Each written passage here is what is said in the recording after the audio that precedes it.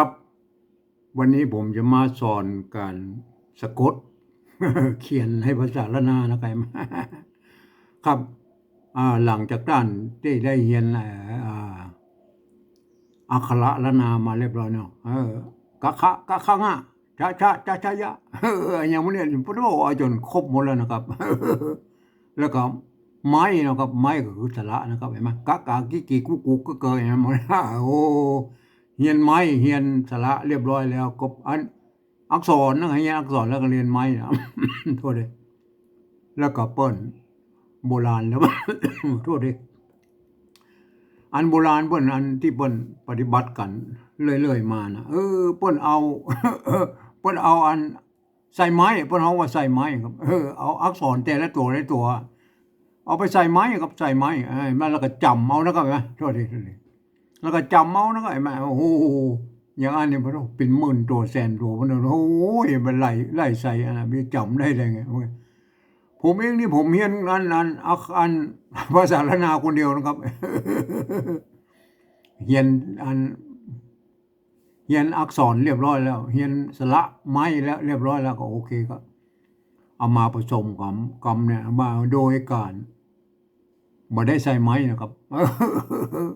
แบ่งอักษรเป็นสองเพิกนะครับก็คืออักษรสูงและอักษรต่ำนะไงมาแล้วก็แบ่งเป็นคนละสองตัวแล้วเอาไปก้อยแล้วกันเลยวิเห็นไหม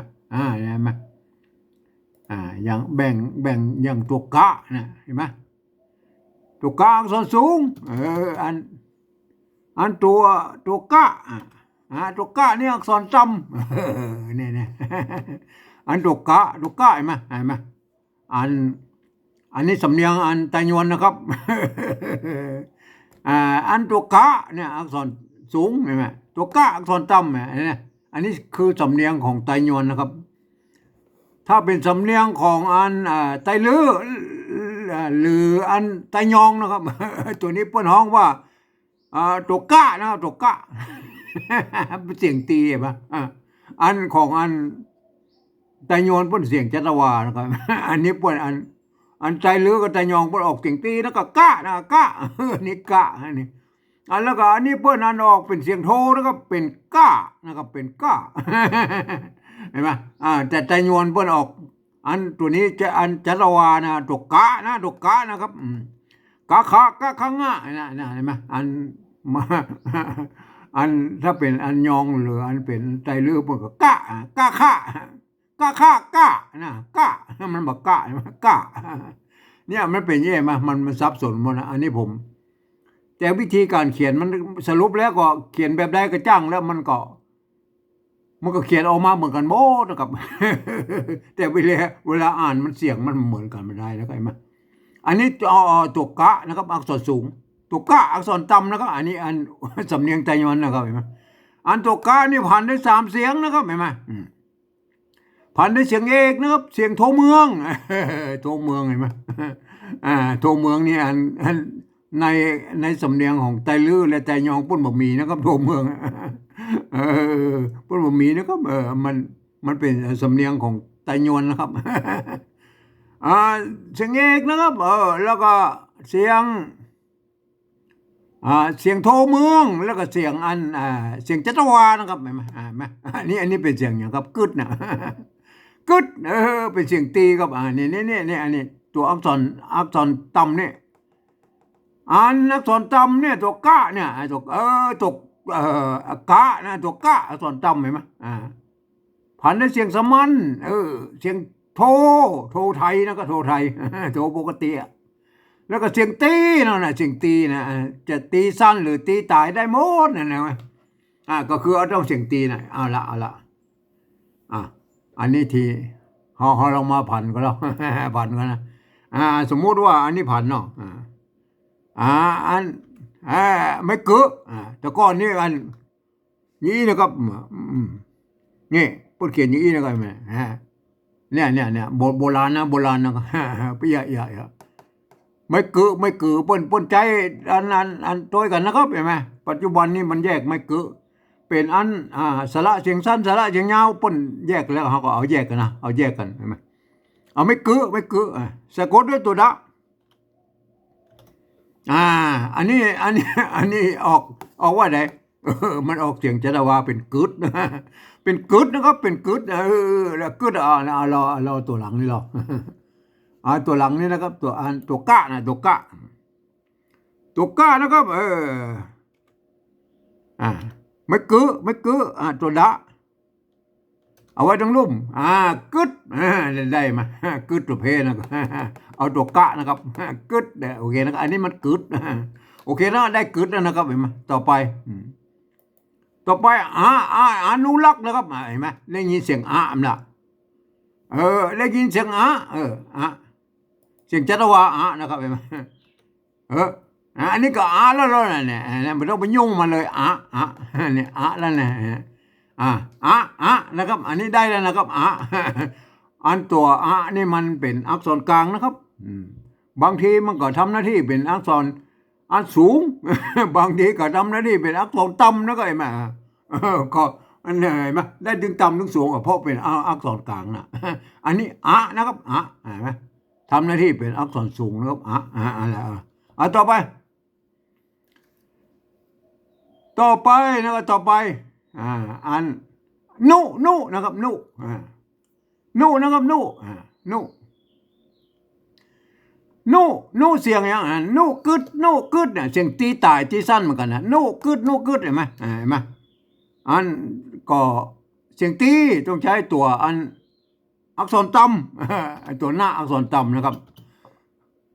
ตัวหน้าอักษรสูงด้วยมาตัวหน้าเห็นไหมตัวหน้าใส่ไม่กุใส่ไม่กุนุแล้วไงมาอันตัวหน้าใส่ไม่กุนุเอานุนะตั้งหน้านี้ได้แล้วนะครับนุนะครับอนุรักษ์นุได้แล้วนะครับอนุต่อไปต่อไปนะครับต่อไปลักนะครับลักอนุรักษ์ต่อไปลักนะครับลักอนุลักลักนะครับลักอนุลักเห็นไหมลักนะครับเห็นไหมสะกดด้วยอันนี้ลักอันนี้ก็ลักแล้วนะครับลักอะไรแต่เพิ่นมีอันสบสะกดนะครับอนุลักษ์มันเป็นอันเอาให้มันนั้นเอามันตรงรากศัพท์หน่อยนะแต่ความจริงมันไม่ใช่ซ้อนแบบอันไม่ใช่ซ้อนแบบอันบาลีนะครับบาลีแล้วนะแต่ก็ยังว่าก็เอามาซ้อนหน่อยได้ไหมลักเห็นไหมลักสะกดตัวนี้มันเป็นตัวอันเป็นตัวสะกดที่มันเพิ่มมาแล้วก็มันออกเสียงเห็นไหมเปิ้นอันนี้มันเป็นรากศัพท์ของเปิ้นนะครับเห็นไหมอนุรักษ์โอเคนะครับใส่ไม้อันละห้ามอันเมื่ออันตัวสะนี่ออกเสียงก็ลักนี่เฉยๆนะลักเนี่ยอนุรักษ์อันนี้ได้แล้วนะครับอันนี้อนุรักษ์นะครับลักกับเสียงตีนะครับเห็นไหมลักเสียงตีเสียงตีสั้นถึงนุถึงลักเห็นไหมเสียงตีถึงกู้นะก็ใจตัวละนะครับอันถ้ามันเป็นเสียงอื่นก็ถ้าใจตัวละมันก็เป็นลักไปอย่างอนุลักษ์โอเคนะครับได้อันต่อไปนะครับต่อไปอนุรักษ์เอาละทีนี้ข้าวนะก็ข้าวอันนี้เนี่ยข้าวป้นไปได้ลั่นลิ้นนะครับตัวกะละหงเนี่ยกะละหงป้นอ่านว่าข้าวนะครับเห็นไหมโอเคนะครับข้าวเสียงยังครับข้าวเสียงโทครับโทไทยนะครับโทไทยโทปกติโทไทยอันเห็นไหมโทไทยข้าวนะครับเขียนได้2แบบนะครับตัวนี้อันตัวคอนะตัวคอเห็นไหมหรืออันนั้นกะเนี่ยกะใส่ละหงเนี่ยกะใส่ละหงไหมอันนี้ก็เสียงคอเท่ากันนะครับเนี่ยนี่ก็เสียงคออันนี้ก็เสียงคอนะครับเนี่ยเห็นไหมได้เท่ากันนะครับเห็นไหมข้าวก็ต้องใจอันอักษรต่ำแล้วก็อันนี้ก็อักษรต่ำเห็นไหมอันนี้ก็อักษรต่ำเห็นไหมอักษรสูงนั้นมันจะเป็นขาวเอาละอักษรต่ำข้าวนะครับใส่ไม่ย่อไปก่อน อ่าไม่กาสะกดเลยว่าข้าวอันนี้ก็ข้าวไหมอันนี้ก็ข้าวอันนี้เราอันนี้ไม่กาสะกดเลยว่าเออใส่ไม่ย่อไว้ก่อนเออเอาละ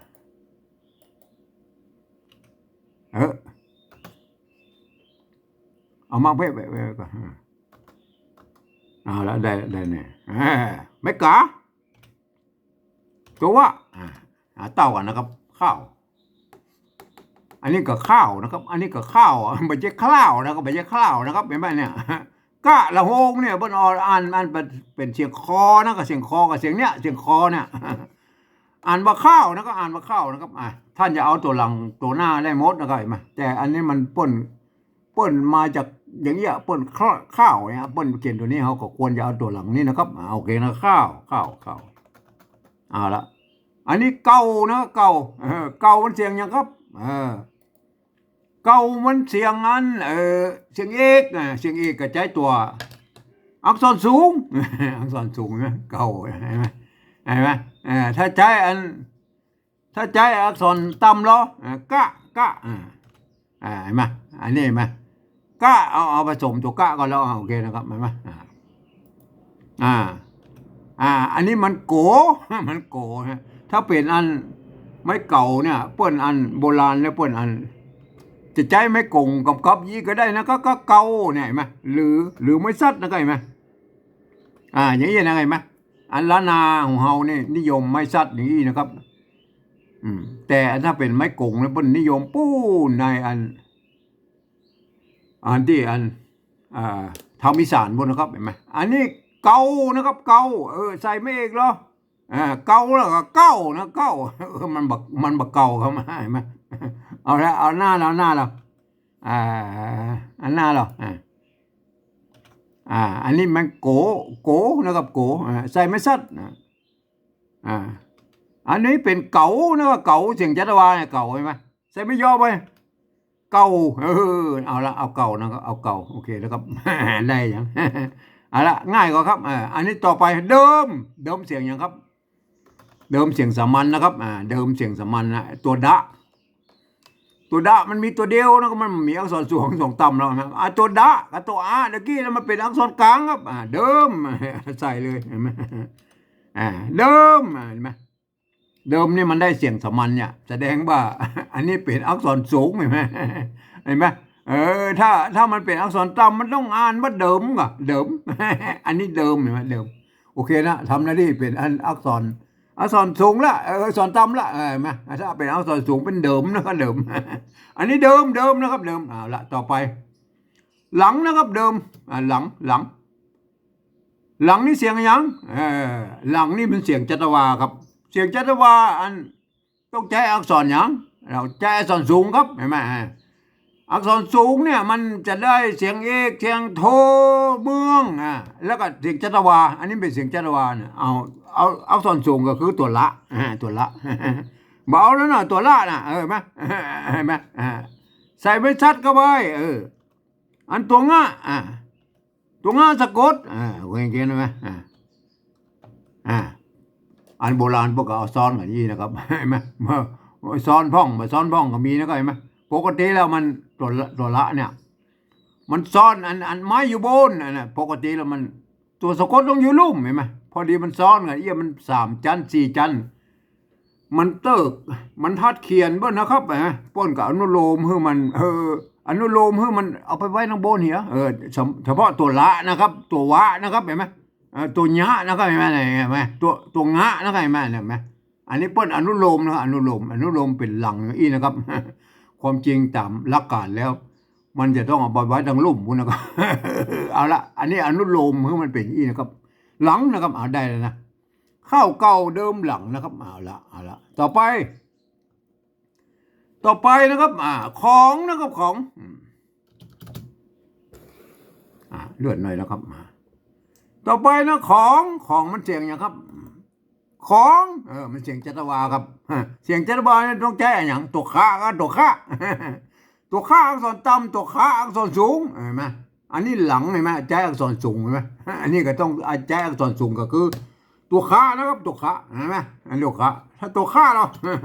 ตัวขามันตัวนี้เห็นไหมเห็นไหมของนะครับไม่ของใจหรอกไม่ก่อไม่ก่อก่อนเอาไม่ก่อใส่ก่อนเห็นไหมอันนี้ขอนะครับเห็นไหมขอสะกดด้วยอันตัวงะ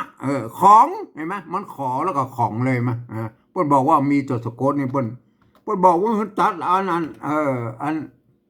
ตัดไม้กำมลออกไปเหี้ยก็เหลือเก้าอี้นะของนะของได้ยังของอันนี้มันเอาอันนี้มาอันถ้าเป็นเอา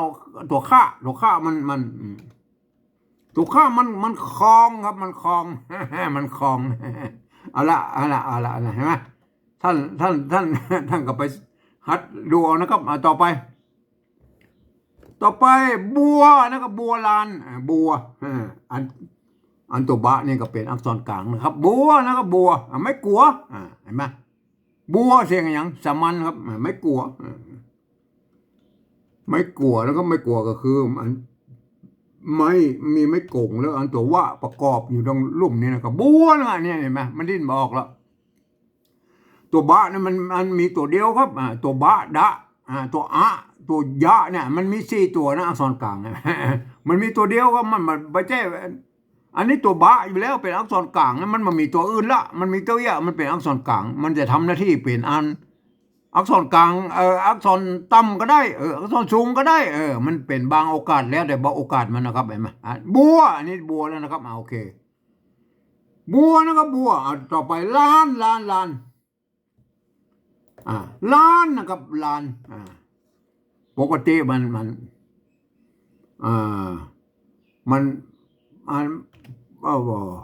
ถ้าเป็นบาลีมันมาจากคำว่าโปลานะนะครับโปลานะนะครับมันลานะครับอันถ้าอันเป็นอันบาลีลานะครับลาตัวละนะครับตัวละล้านมันเสียงสามัญไหมใจอักษรต่ำก็คือตัวละนะครับไหมตัวละนี่มันหมอมีนะครับตัวนี้นะมันมีตัวละลอลิงนะครับละเนี่ยละตัวละตัวนี้มันหมอมีกู้ถ้าจะใช้อักษรสูงนะมันเพ่ต้องใช้ตัวละอันนี้นะครับเห็นไหมอันนี้มันหมอมีครับมันหมอมีตัวละนะครับเห็นไหมเนี่ยอันนี้ล้านเสียงสามัญครับไม่กาสะกดด้วยตัวหน้าดังแมวหน้าดังแมวแล้วก็เห็นไหมเอาไว้ทั้งรูปเนี่ยลานได้เลยไหมบัวลานโอเคนะครับอันนี้สะกดประจำบัวลานนะครับอันนี้ยังเห็นไหมยังอันนี้ยังนะครับยังบัวลานยังนะครับมันก็มันออกจากยอยักษ์ละนานะครับตัวเนี้ยหรือตัวเนี้ยเห็นไหมอันนี้ตัวเนี้ยโอเคนะครับตัวเนี้ยก็ตัวเนี้ยนะครับโอเคนะครับตัวเนี้ยอักษรต่ำตัวเนี้ยอักษรสูงเห็นไหมถ้าใช้ตัวเนี้ยหรอตัวเนี้ยมันใส่ไม่ซัดไว้สะกดด้วยตรงอันนี้หยังอันนี้อันยังนะไปเอายังเสียงสามัญอันนั้นมันหยังเสียงจัตวาใช่ไหมเอาละไปเอายังนะไม่ชัดทำหน้าที่เป็นไม้พัดสะกดด้วยตัวเอาไว้ตรงลุ่มยังได้เลยไหมยังเลยไหมเห็นไหมอันนี้ได้แล้วนะครับยังแต่ถ้าสมมติว่าท่านจะเอายังนี่หรอท่านจะเอาเสียงเขาว่ายังนี่นะอันนี้ยังนะครับเห็นไหมถ้าจะเอายังเนาะยังต้องมีอันตัวนี้นะตัวนี้เห็นไหมเนี่ยตัวอยเนี่ยตัวยะอันนี้ป้นห้องว่าตัวยะนะครับเห็นไหมใส่ไม่ตัดก็ไปเห็นไหมอันนี้ยังนะครับอันนี้ยังเห็นไหมแต่เวลาปริวัติแล้วก็มันจะต้องอีนะครับตัวนี้มันเอาเปิ้นเอาอยมาเทียบแล้วกับอยนะครับเห็นไหมอยเปิ้นเอาอยนะครับเห็นไหมแล้วก็ไม่พัดแล้วตัวอันเนี้ยเปิ้นอ่านว่ายังอันนี้ยังโอเคนะครับแต่เราจะเอายังนะครับเอายังเอาตัวนี้นะครับเอาละต่อไปได้เหลือแถมน้อยเดียวต่อไปฝ ฝังนะครับฝังมันเสียงอันยังครับฝังนะครับฝังมันเสียงอันจัตวานะครับฝังฝังฝังมันเสียงจัตวาต้องใช้อักษรยังครับเนี่ยอักษรสูงนี่มันได้เสียงเอกนะครับแล้วก็เสียงโทเมืองแล้วก็เสียงจัตวาเนี่ยตัวอักษรสูงกับตัวฟ้านะครับเห็นไหมมันกู้กับตัวฟ้านี่เป็นอักษรต่ำนั่นไงเนี่ยอักษรต่ำอันนี้ตัวอักษรสูงเห็นไหมเห็นไหมไม้สัตว์ทำเป็นหน้าที่เป็นไม้พัดสะกดตัวง่าเอาไว้ทั้งลุ่มฝังได้เลยอันนี้เราเอาตัวฟ้าเราอันนี้มันฝังแล้วนะครับเอาตัวฟ้าเรายังดื้ออยู่ฟังไม่นี่มันฟังใช่ไหมเอาฟังนะฟังโอเคนะต่อไปในเสียงหยังในเสียงสมัญเพราะนั้นจะต้องใช้อันตัวหน้าหรือตัวนะอันตัวหน้าเห็นไหมตัวหน้าอักษรต่ำตัวนะอักษรสูงตัวนะอักษรสูงเห็นไหมอันตัวหน้านี่ได้อักษรเสียงสมัญแม่ได้อะไรเสียงสมัญสมัญโทไทยโทปกตินะโทไทยแล้วก็เสียงตีแล้วก็อันนี้เราตัวหน้านี่มันจะได้เสียงเอกเสียงโทเมืองแล้วเสียงจัตวาไหมโอเคนะไหมอันเนี้ยตัวหน้าใส่ไม่ไก่เข้าไปหรอใส่ไม่ไก่ในได้มันได้แล้วนะได้ในไหมอันตัวหน้าใส่ไม่ไก่แล้วไหนเอาในนะครับเอาในได้แล้วนะได้ในนะครับต่อไปใจนะครับเอาละใจมันก็มีอันตัวจ้าอักษรสูงเห็นไหมตัวจ้ากู้กับตัวจ้าอันนี้ตัวจ้าเห็นไหมอันใจเสียงจัตวาต้องใช้ตัวอย่างครับอักษรสูงเห็นไหมต้องใช้อักษรสูงตัวนี้นะครับอักษรต่ำนี่หรอใส่อักษรต่ำเนี่ยตัวจ้าเห็นไหมลองสะกดใส่ไม่ไก่ก็ไปหรออันนี้ใจนะครับอ่านว่าใจเห็นไหมใจอันนี้มาใส่ไม่ไก่ไปหรออันนี้ว่าใจเห็นไหมเอาใจนะครับฟังในใจแล้วก็ฟังในใจเอาละต่อไปแน่นนะครับแน่นนี่มันเสียงอย่างครับเนี่ยโทเมืองโทเมืองโทพิเศษนั่นน่ะแน่นเห็นไหมแน่นโทพิเศษจะต้องใช้ตัวหยังต้องใช้อักษรสูงเห็นไหมสูงก็คือตัวหยังตัวนะอักษรสูงตัวนะอักษรต่ำตัวนะเห็นไหม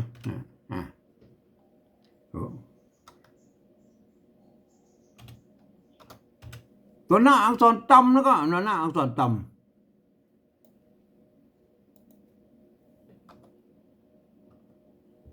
เห็นไหมตัวหน้าเนี่ยอักษรต่ำแล้วก็เห็นไหมนั่นอันนี้เราเอามาดูอันนี้เราถ้าใจอันตัวอักษรต่ำนี่เรามันไปทางปุ่นเดี๋ยว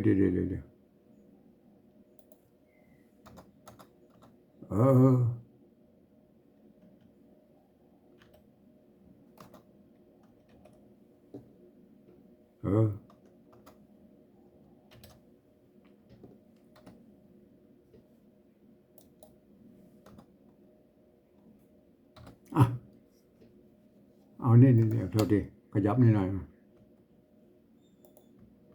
โอเคได้แล้วเอาดิอันนี้แน่นะแน่สะกดด้วยตัวหน้าแน่นอันใส่ไม่ก่อจ้างหรอใส่ไม่ก่อน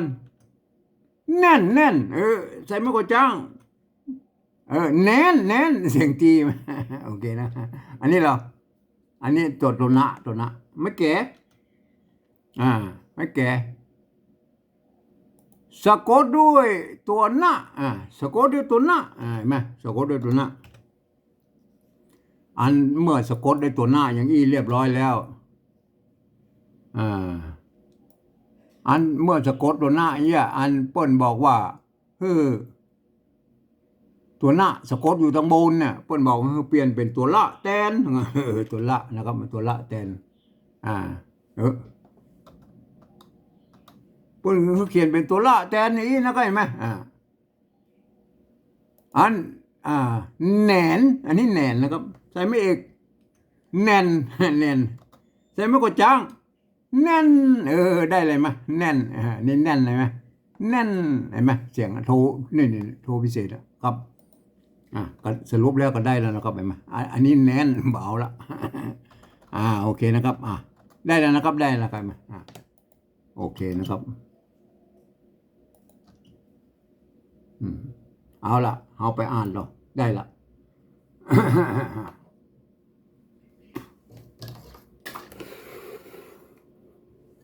อ่านรู้แล้วกึดนะครับเห็นไหมกึดนะครับกึดอันนี้ตัวนะครับกึดนูลักแล้วตรงไหมกึด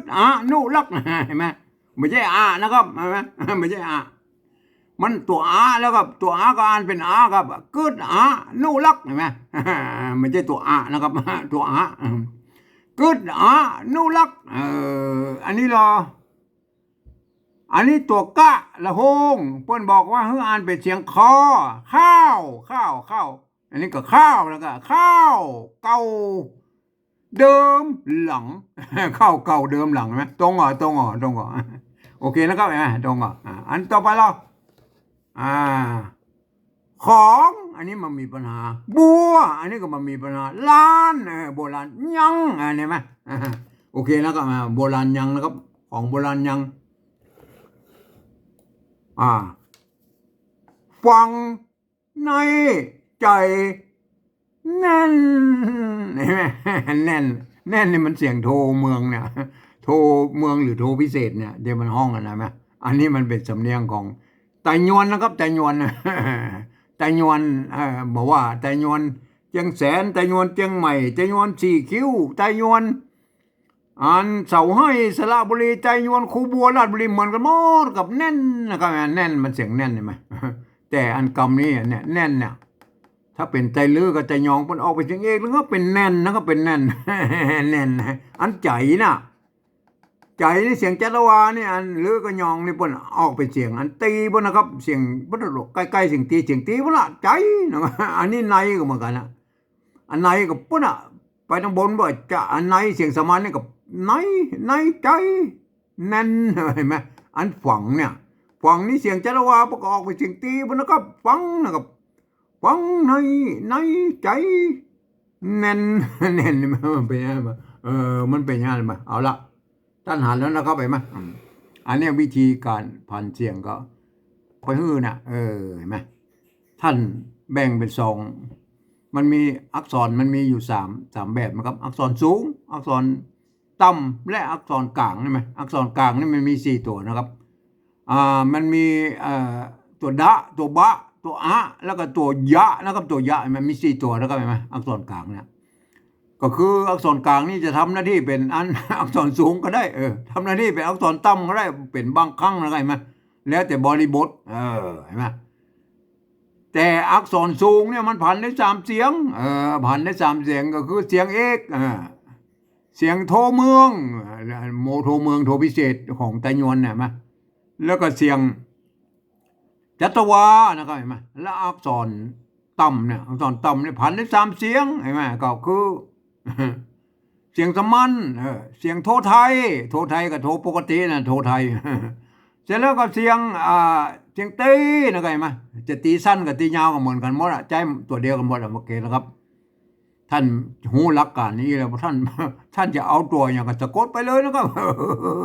มันต้องไปรอ